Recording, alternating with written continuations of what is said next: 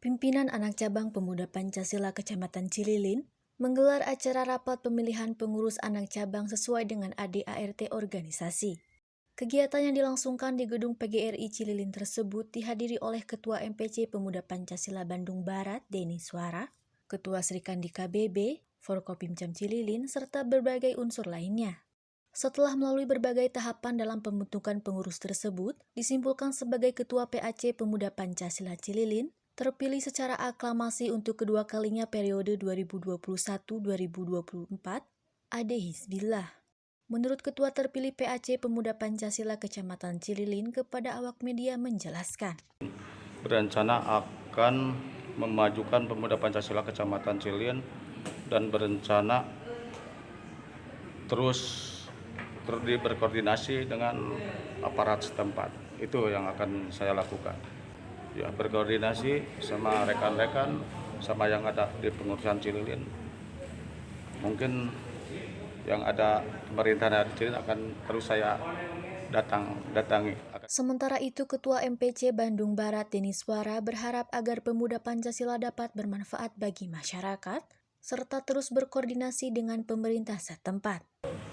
Mudah-mudahan dengan terselenggaranya RPP PAC Kecamatan Cililin ini bisa membawa nama baik dan keharuman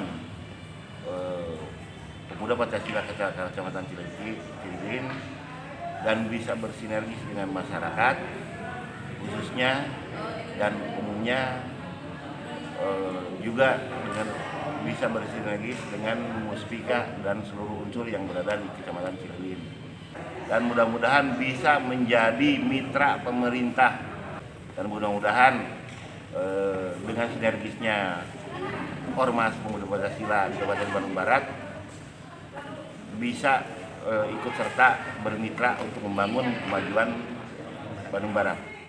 Ditambahkan Sekjen MPC Pemuda Pancasila KBB Haji Alit Mujibur Rahman. Hari ini Cililin, alhamdulillah, saya melihat sebuah kemajuan yang luar biasa karena sekali lagi pemuda Pancasila harus hadir di masyarakat dan dirasakan manfaatnya.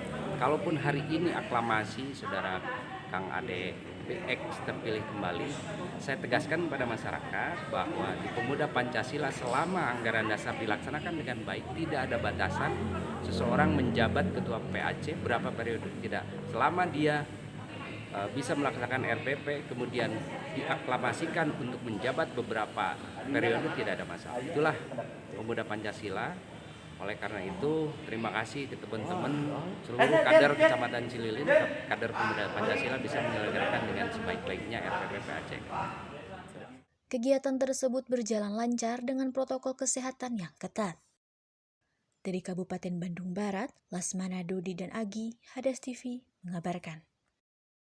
Pancasila!